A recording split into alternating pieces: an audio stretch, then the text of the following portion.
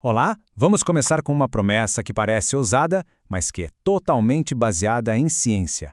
Existe sim um jeito de estudar que pode literalmente dobrar a performance em provas. Bora entender como isso funciona? Essa é uma frustração gigante, né? Especialmente para quem está na batalha dos concursos.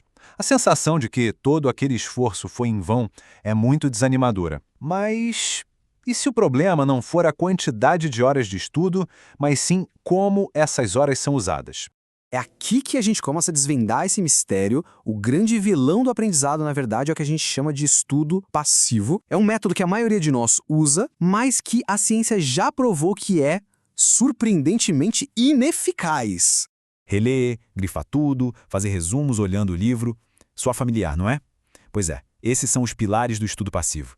A gente sente que está sendo produtivo, que o conteúdo está entrando na cabeça, mas na verdade a gente está caindo numa armadilha da nossa própria mente.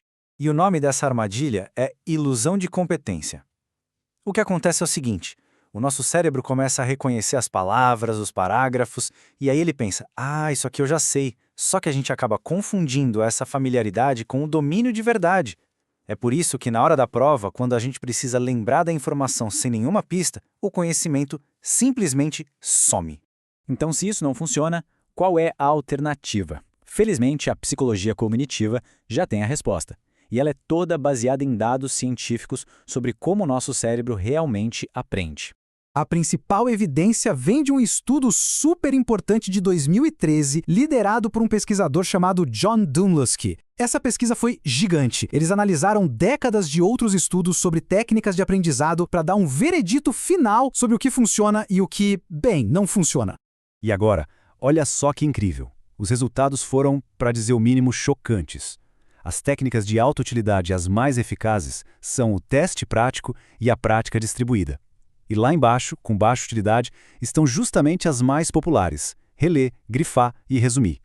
Parece que existe uma desconexão total entre o que a gente costuma fazer e o que a ciência diz que a gente deveria fazer. Então, vamos falar da primeira técnica de alta performance, a grande estrela do aprendizado eficaz, a recuperação ativa. O conceito é bem simples, mas é muito poderoso. Em vez de só receber a informação de forma passiva, o objetivo é forçar o cérebro a puxar a informação de dentro dele. É um esforço mental mesmo. Pensa nisso como se fosse malhar o cérebro. O esforço de levantar o peso é o que cria o músculo, certo? A lógica é a mesma. Essa imagem aqui ilustra a diferença perfeitamente. Estudo passivo é entrada de informação. Ler, assistir, ouvir. Estudo ativo é saída de informação. Responder, explicar, criar algo de memória. É uma mudança de mentalidade, de consumir para produzir. E os números não mentem, viu? Num estudo clássico, a diferença na retenção de conteúdo foi absurda. O grupo que praticou a recuperação ativa lembrou de 80% do conteúdo uma semana depois. Já o grupo que só releu o material lembrou de 30%. Isso é mais que o dobro de retenção. O gráfico deixa isso bem claro, né? A diferença não é pequena, ela é transformadora. De verdade, a diferença entre passar ou não em um concurso concorrido. Mas a recuperação ativa tem uma parceira essencial. Sozinha, ela já é ótima, mas combinada com a segunda técnica, ela fica imbatível. Vamos falar da repetição espaçada. Lá no século XIX, um psicólogo chamado Hermann Ebbinghaus descobriu uma coisa fundamental sobre a nossa memória. A gente esquece as coisas de forma exponencial. A maior parte do que a gente aprende é perdida nas primeiras 24 horas, a não ser que a gente faça alguma coisa para interromper essa queda.